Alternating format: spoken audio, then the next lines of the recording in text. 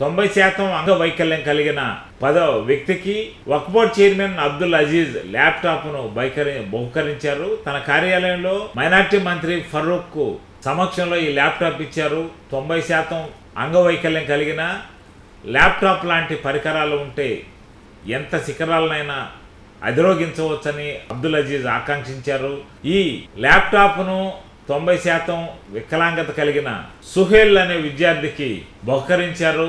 ఈ సందర్భంగా మైనార్టీ మంత్రి మాట్లాడుతూ అబ్దుల్ అజీజ్ మంచి దాతృత్వం ఉన్న వ్యక్తిని, ఇలాంటి సృజనాత్మక గల బయటికి తీసుకురావడంలో అజీజ్ ముందుంటారని ఆయన పేర్కొన్నారు.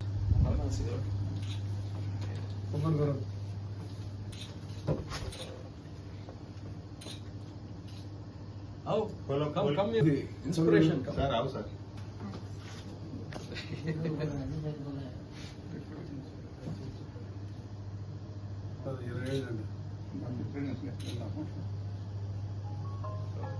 Open for Adele.